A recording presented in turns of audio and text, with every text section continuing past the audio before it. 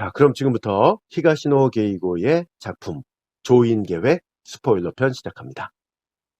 스키 점프가 열리고 있는 대회장에서 딱히 특별하다고 할 수는 없지만 평상시와는 다른 해프닝이 일어납니다. 스키 점프 여러 팀이 있는데 그중 유독 한 팀의 선수 3명이 연달아 착지해서 고꾸라진 것이에요. 조금은 이상한 우연이지만 그럴 수도 있다고 하며 그냥 넘어갑니다. 시간은 흘러 수년이 지났어요. 스기의 유코는 스키 점프대 밑에서 스타트대가 위치해 있는 높은 곳을 쳐다보고 있어요. 남자친구인 니레이가 막 스타트를 하기 직전에 밑에 있는 유코를 향해 손을 흔듭니다. 유코는 이상하다고 생각을 해요. 지금은 훈련 시간이 아니고 니레이 혼자서 스키 점프를 하려고 하는 것이기 때문이에요. 그런데 니레이가 도약대를 지나 공중으로 높이 날아오르는가 싶었는데 평소와는 다르게 휘청하더니 착지하면서 고꾸라집니다. 유코는 놀라서 니레이에게 뛰어갑니다. 장면은 바뀌어서 삿포로 경찰서 형사인 사쿠마는 어제 TV로 중계되는 스키 점프 대회를 보며 놀라움을 금치 못해요.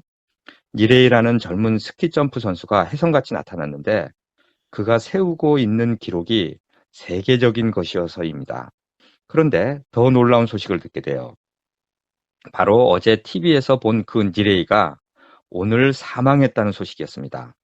게다가 사망한 이유가 조금은 미심쩍다는 소식도 들려와요. 이에 삿포로 경찰서의 사쿠마 팀이 이 사건을 맡게 됩니다. 일단 사쿠마 형사는 니레이가 죽은 현장의 마지막 목격자인 여자친구 유코를 만납니다. 유코는 니레이가 스키 점프대에서 지상으로 내려오면서 쓰러졌는데 갑자기 정신을 잃어서 의사를 불렀고 의사의 소견에 의하면 독극물에 의한 사망인 것 같다는 것이었어요.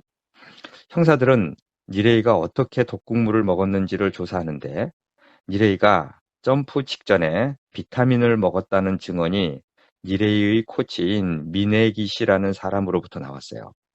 그리고 다음날 니레이가 먹었다는 비타민에 대한 조사 결과가 나왔는데 예상한 대로 비타민 캡슐 속에는 독극물이 들어있었어요.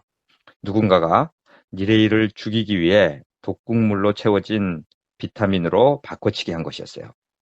이에 경찰에서는 니레이가 살해당했다고 확신하고 독극물이 든 비타민으로 바꿔치기 한 범인이 누구인지 수사합니다. 니레이는 비타민을 본인이 가지고 있지 않고 식당 레스토랑 직원 서랍에 넣어뒀기 때문에 그것을 아는 사람이라면 몰래 들어와 바꿔치기 할 수 있었습니다. 니레이가 죽은 당일 비타민을 바꿔치기 할 수 있었던 시간이 오전 9시에서 9시 40분 사이라는 것을 알아낸 형사들은 모든 관련되는 사람들의 알리바이를 조사해 나갑니다. 한편 니레이가 죽고 나자 스키장에 모인 관계자들은 모두들 술렁입니다. 최고의 기량을 자랑했던 젊은 니레이가 갑자기 죽었다는 사실에 놀란 것은 물론이고 살해당했을지도 모른다는 소식이 전해지자 더욱 혼란스러워요. 니레이의 코치인 미네기 씨도 이리저리 불려다니면서 시달립니다. 그러다가 자기 방으로 돌아와 쉬면서 그동안 있었던 일들을 생각합니다. 미네기 씨는 눈을 감았다. 니레이의 모습이 선하게 떠올랐다. 니레이가 비행하는 모습이 떠오르다가 갑자기 다른 선수인 스기의 쇼의 모습이 겹쳐졌다. 미네기 씨는 벌떡 몸을 일으켰다. 눈두덩을 비볐다. 짧은 꿈을 꾼 것인가? 심장이 급하게 뛰었다. 제대로 한 건가? 그는 불안해졌다. 분명 제대로 잘했을 텐데 그래도... 그는 자리에서 일어나 세면대로 향했다. 수도꼭지를 들고 물로 얼굴을 씻었다. 수건으로 얼굴을 닦고 거울을 보았을 때 미네기 씨는 그제야 그것을 발견했다.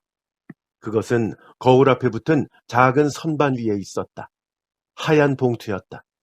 앞면에 미네기 씨에게라고 극단적으로 삐뚤삐뚤한 글씨로 적혀 있었다. 뒤쪽은 백지였다. 안에는 편지지 한 장이 들어있었다.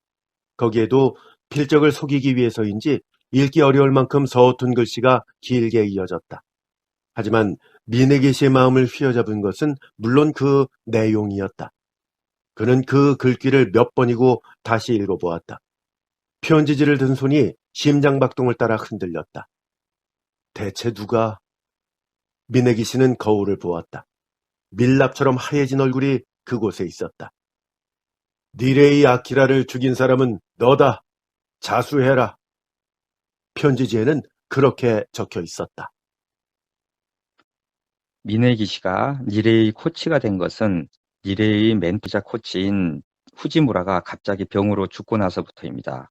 고아인 니레이는 아버지처럼 따르던 후지무라 코치가 죽자 깊은 실의에 빠져 있었는데, 그런 니레이를 격려하여 다시 훌륭한 선수로 키운 사람이 미네기 씨였어요. 미네기 씨는 자신이 이루지 못한 꿈을 니레이에게 의탁하기로 했습니다. 올림픽 출전, 그리고 목표는 삿포로 올림픽 이후 첫 금메달이었어요. 니레이는 할 수 있을 터였어요. 하지만 그런 니레이를 살해하기로 결심한 것은 스키 점프 시즌이 시작된 12월의 일이었어요. 살해 방법은 독살로 정했습니다. 독극물의 입수처로 미리 생각해 둔 곳이 있었기 때문이에요. 차근차근 계획을 짜고 시기를 기다렸어요. 그리고 실행에 옮겼어요. 미네기 씨가 니레이의 죽음을 확인했을 때 기묘한 감상이 가슴 속을 오갔습니다. 슬펐지만 후회는 없었어요. 실행하지 않았다면 자기 자신이 더욱더 고통받는다는 것을 알고 있었기 때문이에요. 그런데 완벽한 방법을 사용해서 니레이를 죽였는데 누군가 미네기 씨가 저지른 일이라는 것을 알고 있는 것이에요. 도대체 누가 이렇게 니레이를 완벽한 계획하에 살해한 것을 알고 있는가? 이런 생각에 미네기 씨는 좀처럼 잠을 이룰 수 없습니다. 한편 니레이와 스키 점프 경쟁 관계였던 스기의 쇼는 니레이의 여자친구인 스기의 유코의 남동생이에요. 그리고 이들의 아버지 스기의 다이스케는 카리스마가 넘치다 못해 1등을 위해서라면 수단과 방법을 가리지 않는 폭군스러운 코치였습니다. 최근 들어 스기의 쇼의 스키 점프 실력은 다른 동료 선수들이 깜짝 놀랄 정도로 일취월장했어요. 이에 혹시 불법적인 도핑을 사용한 것이 아닐까 일부 관계자들은 의심합니다. 스기의 쇼의 아버지인 스기의 다이스케라면 자신의 아들을 최고로 만들기 위해서 수단과 방법을 가리지 않을 거라는 것을 스키 점프 관계자들이라면 다들 알고 있기 때문이에요. 한편 경찰에서는 처음에는 니레이 살해 사건의 범인을 쉽게 잡을 수 있을 거라고 생각했는데 의외로 난관에 봉착합니다. 우선 니레이가 먹은 비타민을 독극물 비타민으로 레스토랑에서 바꿔치기 한 시간대에 너무 많은 사람들의 알리바이가 불명확했어요. 두 번째, 그 시간대에 레스토랑에서의 목격자가 전무했습니다. 세 번째, 독극물의 입수 경로가 밝혀지지 않았어요. 마지막으로 니레이를 죽일 동기예요. 니레이가 조금은 엉뚱한 구석이 많긴 했지만 누구에게 큰 원한을 살 사람은 아니었어요. 이렇게 형사들은 이번 사건에 대해서 난감해하고 있던 때에 놀라운 편지가 수사본부로 날아듭니다. 수사본부를 단숨에 뒤흔든 것은 한 통의 속달 편지였다. 삿포로 경찰서 니레이 살해 사건 수사본부 귀하. 흰 봉투의 앞면에는 그렇게 적혀 있었다. 자를 사용한 듯 각진 글씨였다. 보낸 사람의 이름은 없었다. 우표의 소인은 전날 오후로 적혀 있었다. 편지지는 세로로 괴선이 들어간 평범한 것이었다. 거기에도 역시 공들여 써넣은 각진 글씨가 줄줄이 이어졌다. 그 내용을 경감히 발표했을 때 그 자리에 함께있던 수사원들 사이에서 와 하는 소리가 터져나왔다. 사쿠마 형사도 그중 한 사람이었다. 이게 대체 뭔 일입니까? 그는 중얼거렸다. 글쎄 말이야, 영문을 모르겠네. 스카와 형사도 말했다. 편지 내용은 다음과 같은 것이었다. 니레이 아키라를 살해한 자는 하라공업 스키 점프팀의 미네기시 코치다. 즉각 체포하시오.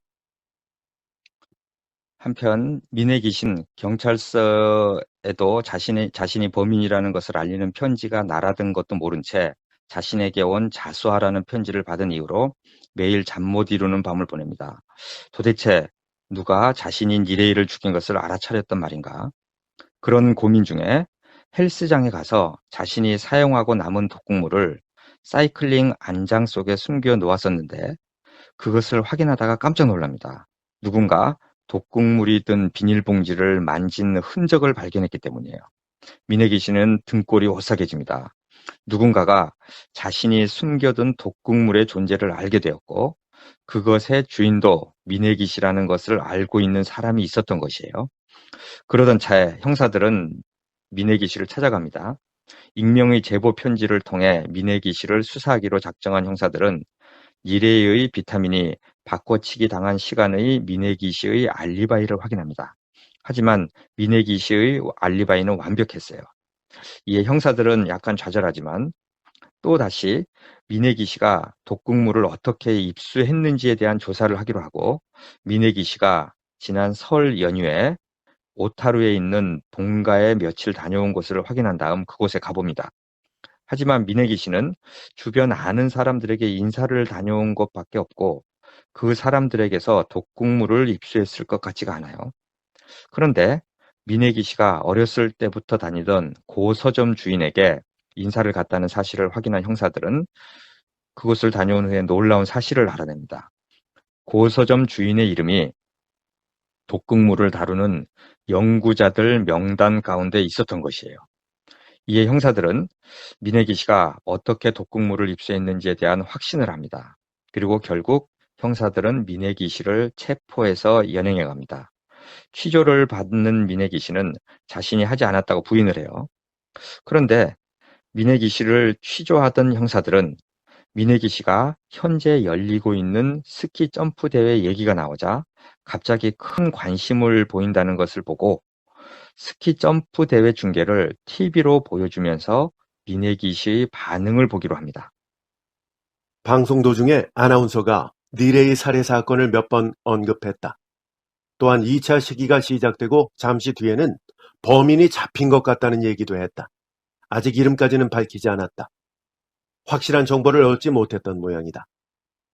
사쿠마 형사는 아나운서가 니레이를 언급할 때 미네기 씨의 기척을 주시했다. 뭔가 변화를 드러내지 않을까? 하지만 사쿠마가 본 바로는 그는 여전히 무표정이었다. 유일하게 감정의 동요를 드러낸 것은 국내 선수 한 명이 1차 시기에서 2위에 올랐을 때였다. 몸을 앞으로 쑥 내밀었던 것이다. 화면 안에서 선수가 차례차례 몸을 날렸다. 해설자는 상위 5명의 경쟁이 될 것이라고 말했다. 외국인 3명의 국내 선수는 사와무라 료타와 스기에 쇼.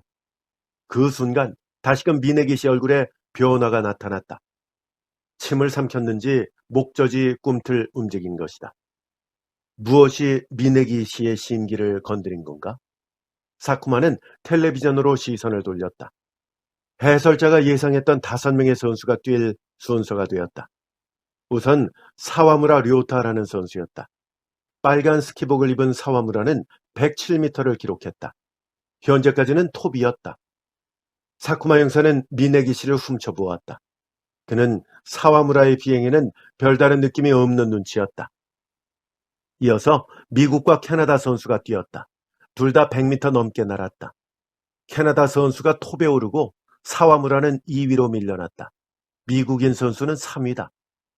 뒤를 이어 스기에 쇼라는 선수가 나왔을 때 미네기 씨는 의자에서 앉음새를 바로잡았다. 책상 위에 놓인 왼손을 움켜쥐었다. 어라? 하고 사쿠마 형사는 생각했다. 스기에 쇼는 힘차게 스타트했다. 카메라가 그의 활주 자세를 따라잡았다. 휙 몸을 날린 순간 카메라가 한순간 그를 놓쳐버렸다.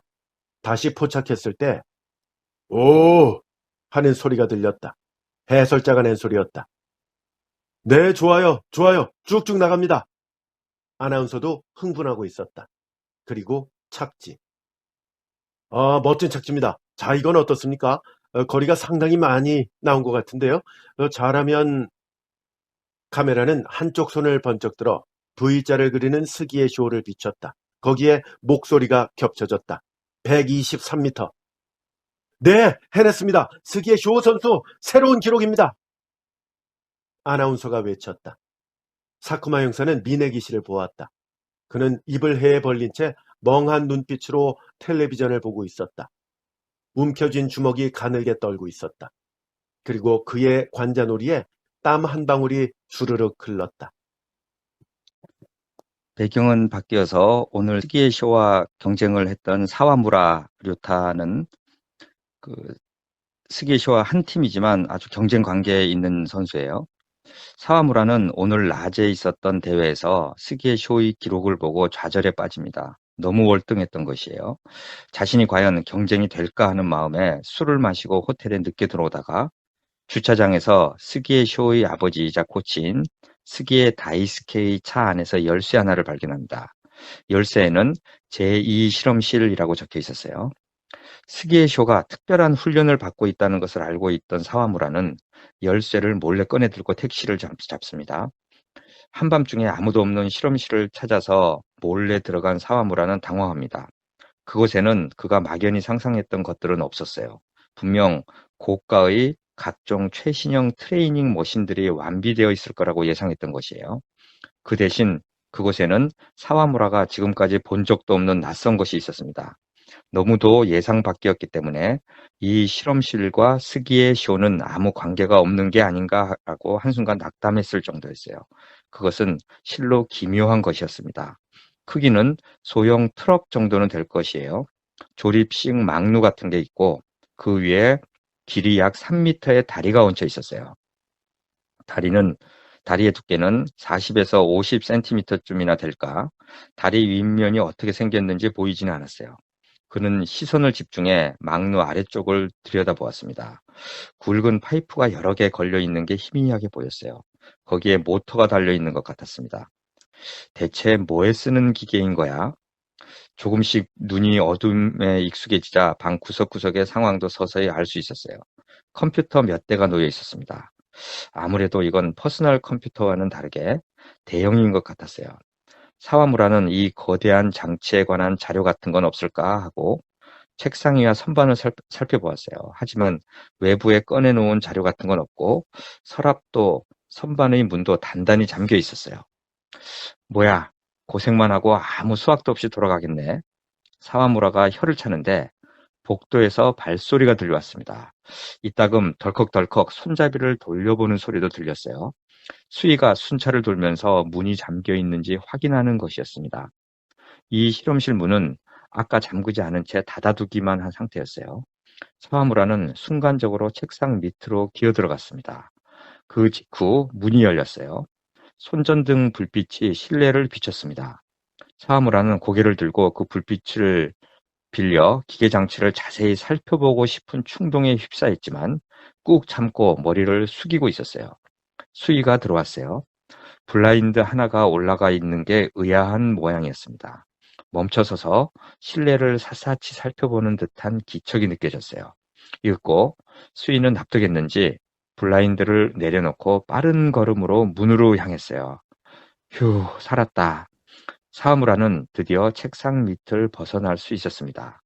그런데 더듬더듬 기어 나오다가 옆의 쓰레기통 속에 손이 쑥 들어가 버렸어요. 종이 뭉치가 손에 잡혔습니다. 빈손으로 가느니 종이 쪽이라도 선물로 가져가 볼까? 쓰레기통 속에는 구깃구깃한 종이가 여러 장 들어 있었어요. 사무라는 그것을 모두 다 호주머니에 쑤셔 넣었어요. 호텔에 돌아온 사무라는 종이를 하나하나 보는데 마지막 장에서 눈이 휘둥그레집니다. 거기에는 곡선 그래프가 그려져 있고 스기의 쇼를 의미하는 이름과 사이버 시스템이라는 단어, 그리고 연이어서 니레이를 의미하는 단어가 쓰여 있었던 것이에요. 사와무라는 이것이 중요한 정보라고 생각하고 이 자료를 가지고 평소 잘 알고 있던 스키 점프를 연구하고 있는 호쿠도 대학의 아리요시 교수를 찾아갑니다. 아리요시 교수는 이 자료를 보고 추측하기를 니레이의 스키 점프를 연구해서 스기의 쇼에게 접목하려고 하는 것 같다는 얘기를 해요. 그리고 아리요시 교수는 이 종이를 들고 형사들을 찾아갑니다. 스기의 다이스케 코치가 니레이의 스키 점프 자세를 스기의 쇼에게 철저하게 카피하기 위한 실험을 하고 있는 것이라고 형사들에게 얘기를 해요. 그리고 이것이 어쩌면 니레이가 살해당한 것과 관련된 것일 수도 있다고도 말합니다. 결국 형사들과 아리요시 교수는 스기의 쇼의 아버지이자 코치인 스기의 다이스케를 찾아갑니다. 스기의 다이스케는 형사들과 아리요시 교수의 정보를 듣자 놀라긴 했지만 이참에 다 밝히겠다고 말하며 실험실로 가자고 합니다. 그리고 호텔에 있는 다른 스키점프 선수들과 관계자들도 다 불러 모으라고 얘기해요. 이에 형사들은 놀랍니다. 스기의 다이스케가 30여 명의 스키점프 관계자들 앞에서 보여준 것은 모의 점프 연습 장치였어요. 롤러스키를 타고 마치 스키 슬로프에서 미끄러져 내려가는 것과 같은 동작을 무수히 반복하는 장치였습니다. 이 장치에 스기의 쇼가 올라타서 시범을 보였어요. 이 광경을 보던 관계자들은 영락없이 실제 점프대와 똑같다고 감탄합니다. 그리고 더 놀라운 것은 니레이의 점프 영상을 분석해서 스기의 쇼가 이 장치를 이용해서 니레이의 자세를 따라하게끔 반복적으로 연습하는 장치라는 설명이었어요.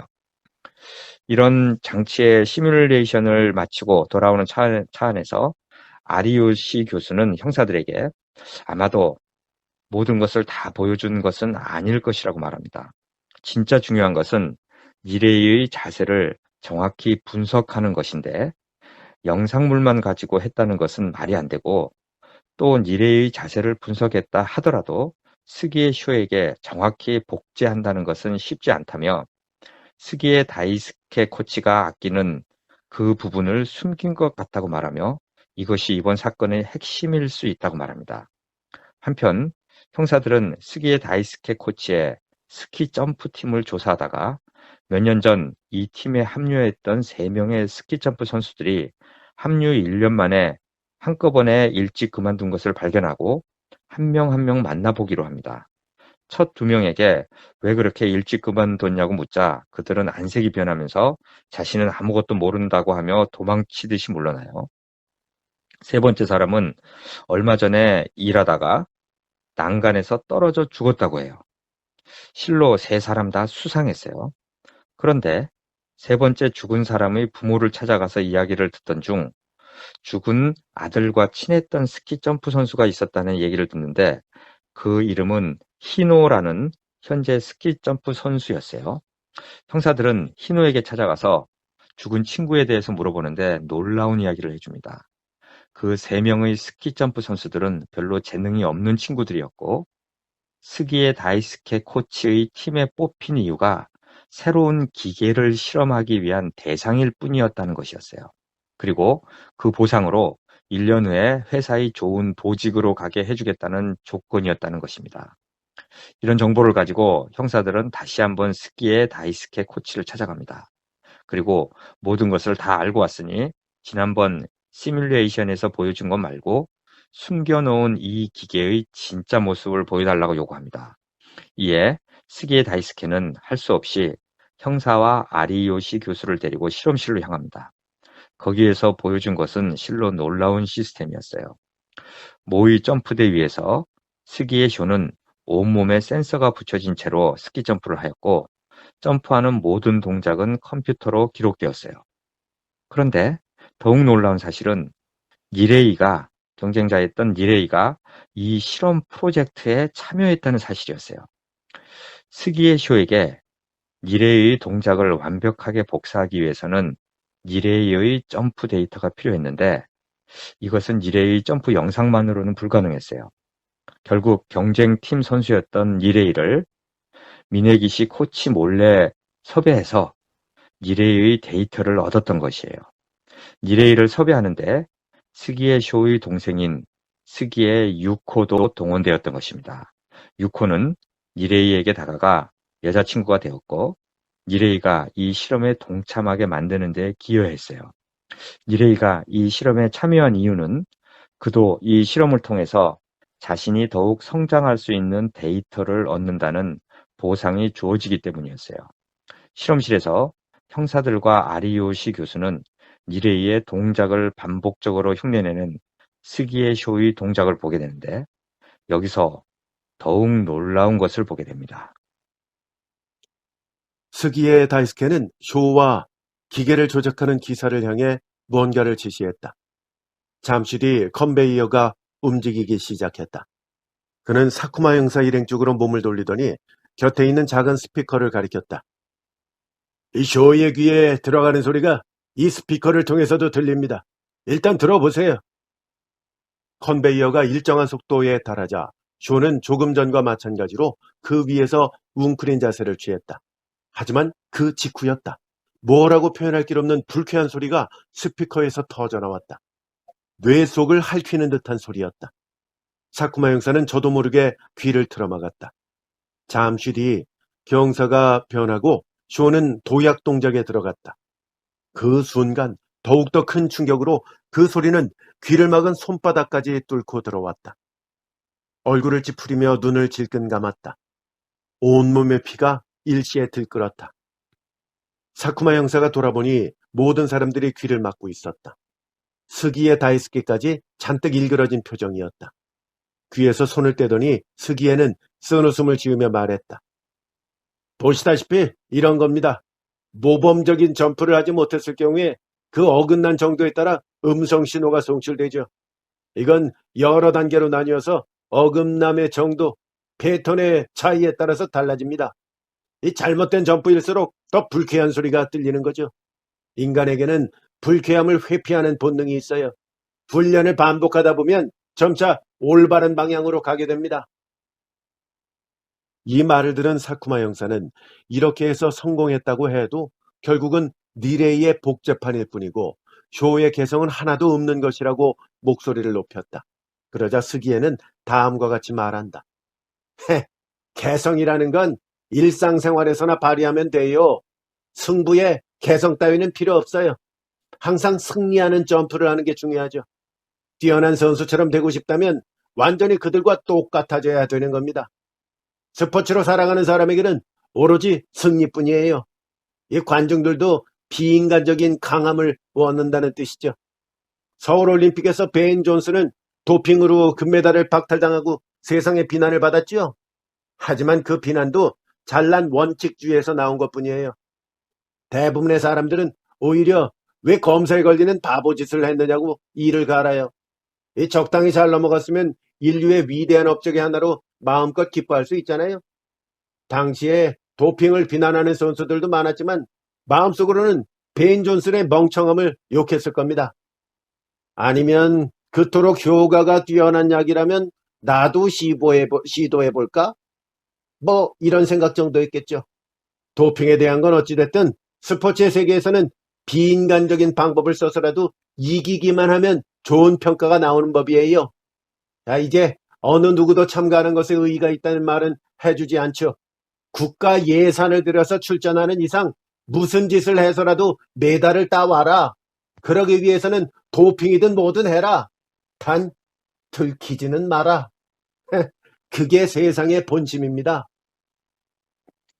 이런 스기의 다이스케의 말을 들은 사람들은 이 사람은 정상이 아니라고 생각합니다. 그런데 이 시점이 드디어 니레이의 코치인 미네기 씨가 왜 니레이를 살해했는지에 대한 동기가 드러나는 순간이었어요. 니레이는 미네기 씨 코치를 배신한 것이었어요. 자신의 은사인 미네기 씨 코치 몰래 상대팀 실험에 참여한 것이었습니다. 미네기 씨는 우연히 니레이가 스기의 팀의 실험에 참여하고 있다는 것을 알게 되고 니레이를 몰래 따라가서 어떤 실험을 하고 있는지의 실체를 알게 되었어요. 그리고 이런 방식은 올바르지 않다고 생각하며 결론적으로 니레이를 없애야 한다고 생각을 했었습니다. 그날 밤 또 놀라운 일이 벌어져요. 스기의 쇼가 한밤중에 실험실에 가서 컴퓨터를 다 때려 부수고 모든 자료가 담긴 플로피 디스크도 전부 불에 태워버린 것이었어요.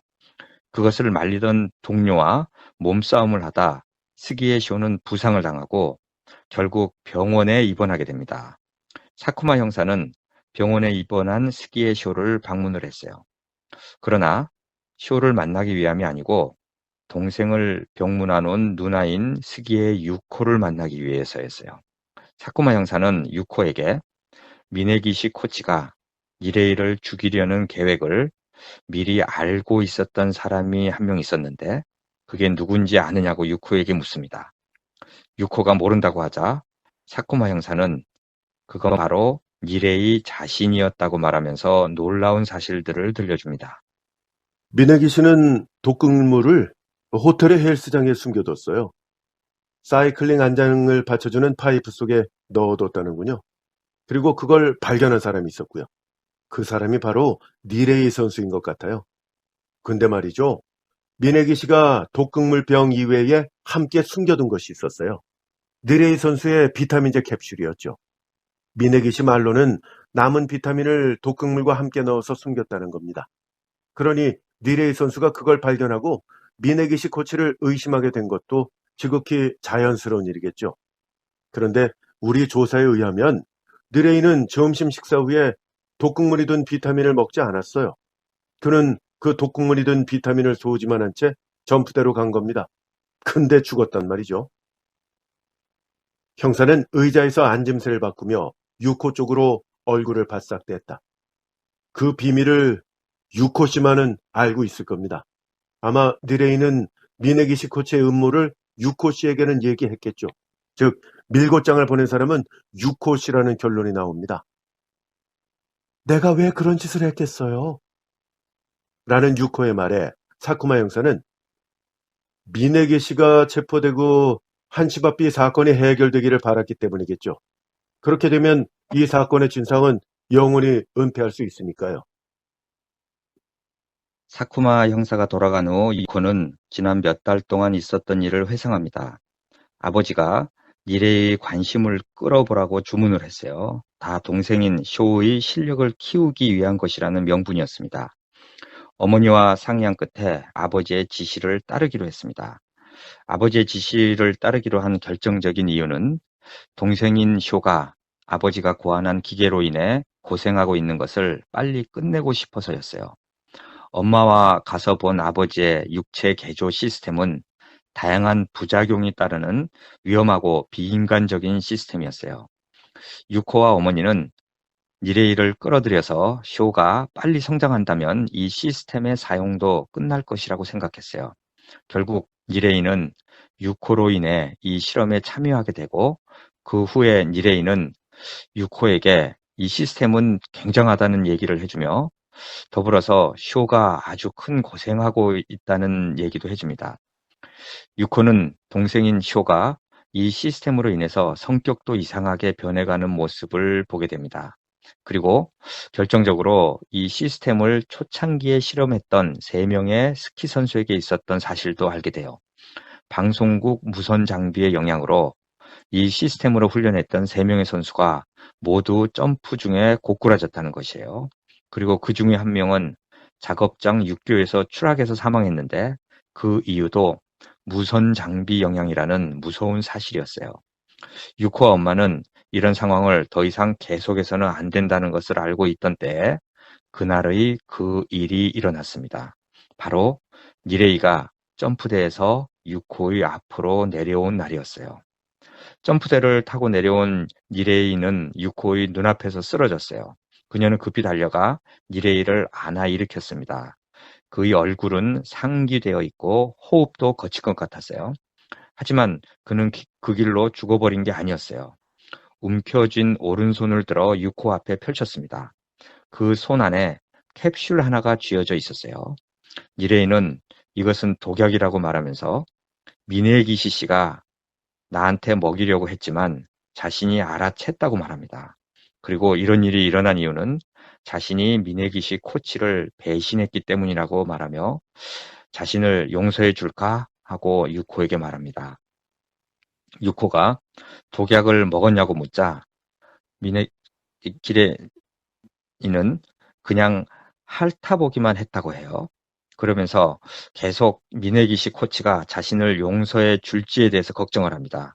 그리고 니레이는 목이 마르다면서 유코에게 물을 달라고 했어요. 그때 니레이의 손에서 캡슐이 굴러 떨어졌어요. 유코는 그것을 주워들었습니다. 그를 눕혀둔 채 유코는 물을 받으러 갔어요. 관리 사무실 앞에 수도가 있었습니다.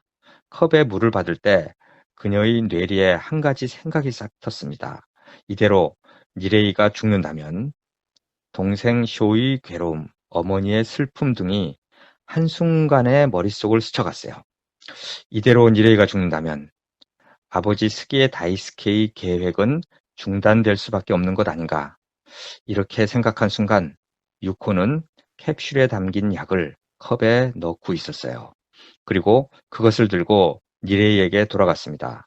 니레이는 물을 마신 뒤 잠시 안정을 되찾는 얼굴이었어요. 하지만 곧바로 숨이 거칠어지더니 헐떡거리면서 입을 벌렸어요. 그리고 침을 흘리고 고통으로 얼굴이 일그러지고 배와 가슴을 움켜잡았습니다. 그런 모습을 유코는 떨면서 보고 있었습니다. 니레이의 눈은 내내 그녀를 향하고 있었어요. 그는 자신이 사랑했던 여자에게 속아 넘어갔다는 것을 알고 있었을까? 그가 숨을 거둔 뒤 유코는 필사적인 심정으로 몸을 일으켰어요.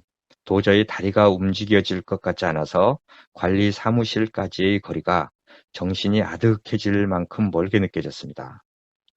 그날 밤 유코는 죄의식에 휩싸였습니다. 그 밖에 다른 방법은 얼마든지 있었을 것이에요. 그렇게 죽일 필요는 없었어요. 고민 끝에 그녀는 어머니에게 털어놓았어요. 자수할 생각이다라고 털어놓았습니다. 어머니는 역시나 큰 충격을 받은 듯 했지만 곧바로 정색을 했습니다. 그리고 자수할 필요가 없다면서 나한테 생각이 있으니까 라고 말했어요. 그게 아무래도 경찰에 밀고장을 보내는 것이 모양이었어요. 미네기시 코치가 체포되면 경찰의 추적이 딸에게 향하는 일은 없을 거라고 생각했던 것이에요. 사건은 그녀가 노린 대로 흘러가고 있었지만 예상 밖이었던 것은 동생 쇼의 이상한 특별훈련이 전혀 끝날 기미를 보이지 않는다는 것이었어요. 스기의 다이스케는 새 데이터를 얻을 수 없는 것을 아쉬워하기는 했지만 특별훈련을 중단할 생각은 없는 것 같았어요. 하지만 뜻하지 않은 모양새로 결말이 나고 말았습니다.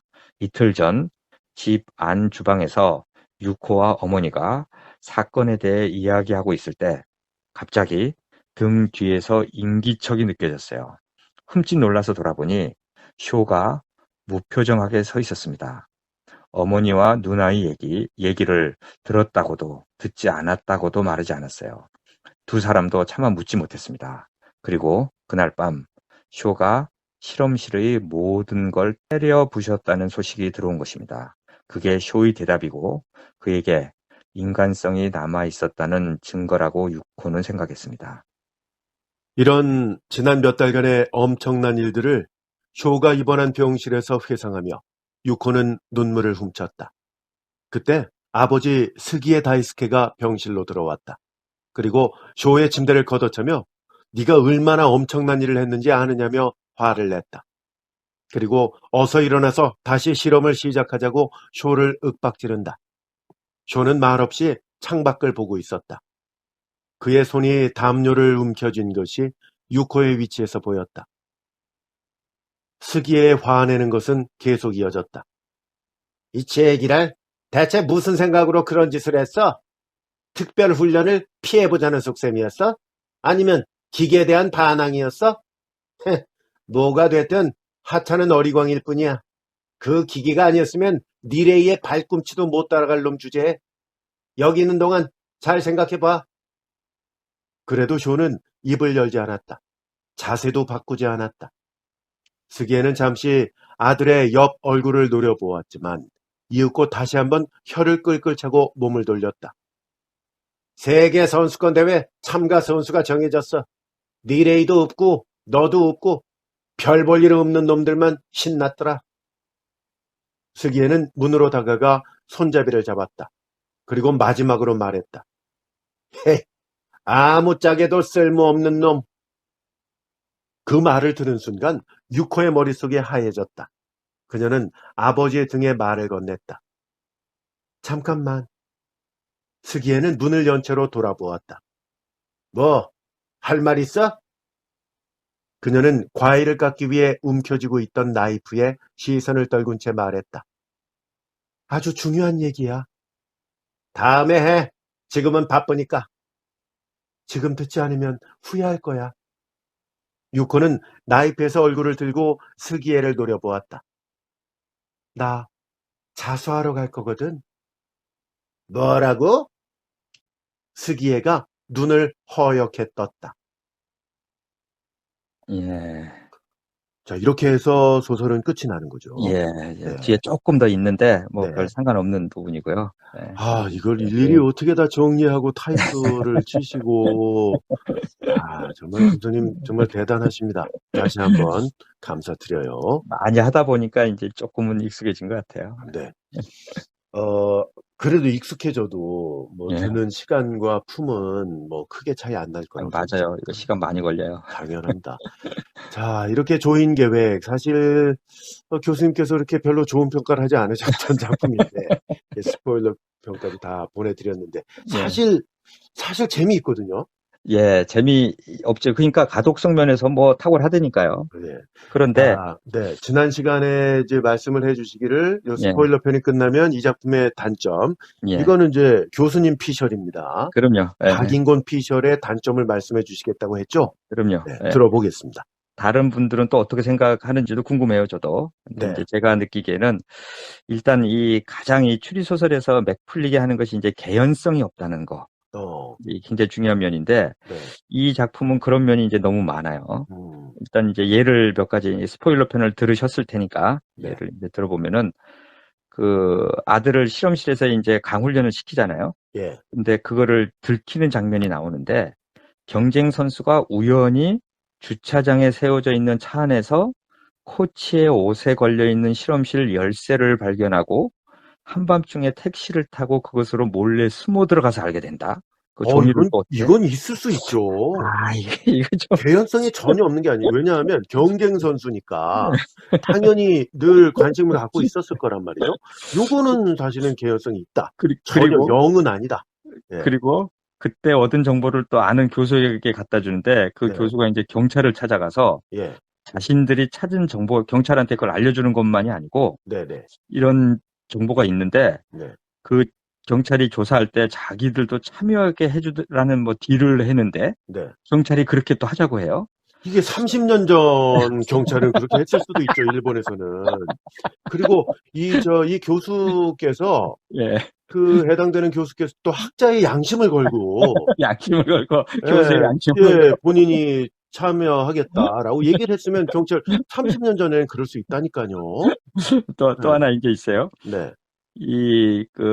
미네기시 코치가 독극물을 손에 얻는 게 설에 자신의 집에 방문해서 네. 뭐 그 옆에 있는 그 고서점 주인 집에 가서 어떻게 그 집에 있는 걸 알고 몰래 훔쳐 나오거든요. 맞아요. 근데 그것까지는 이해가 가는데 네. 그거를 형사들이 조사해내는 과정에서 발견했는데 네. 이거 수나 억지예요, 완전. 왜요? 아니 그거를 어떻게 그 옆집에 가서 그 독극물이 있는지도 몰라요, 그 주인들은. 네? 근데 그거를 이름을 알아왔는데 네. 그 이름에 독극물을 그 남편이 죽고 이제 고서점 할머니 할아버지였거든요. 남편이 네. 죽고 부인이 이제 하고 있었는데 네. 그 남편이 옛날에 무슨 뭐 독극물을 다루는 뭐를 했다는 맞아요. 그런 얘기가 있었죠. 근데 이거를 형사들이 절대 알 수 없어요. 제 생각에. 아니에요, 교수님. 이걸 탐문 수사라고 하는 거고요. 탐문 수사하는 과정에서 그 해당되는 분들의 주위 사람들 또 그 과거에 어떤 일을 했는지 당연히 조사 결과 나오는 거고 일본 경찰이 이렇게 수사를 잘 해냈다는 거라니까요. 이걸 이렇게 부인하시면 어떡해요. 또 하나. 네. 이 과학적 소재인데 네. 이 괴로운 소리를 들려주고 네. 그 몸이 막 자연스럽게 괴로운 소리를 피하기 위해서 네. 움찔하기 때문에 그것을 통해 자세를 교정한다. 이건 너무 좀 억지스러운. 30년 전엔 그랬다니까요. 이게 33년 전 이해를 소설이고요. 만들었다는 것도 좀 그리고 일본인들이 왜 과거에 세계전쟁 시절에 어떤 실험들을 했는지 아시지 않습니까? 그렇지. 일본에서는 뭐 있을 수 있는 얘기들이에요.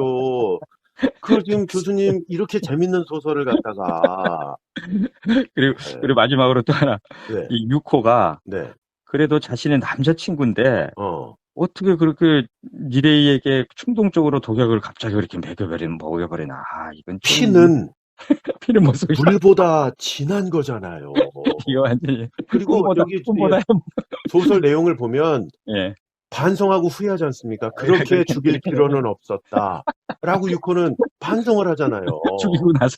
그럼요. 그러니까 이제 그 충동적이었다는 거죠, 이게. 그러죠.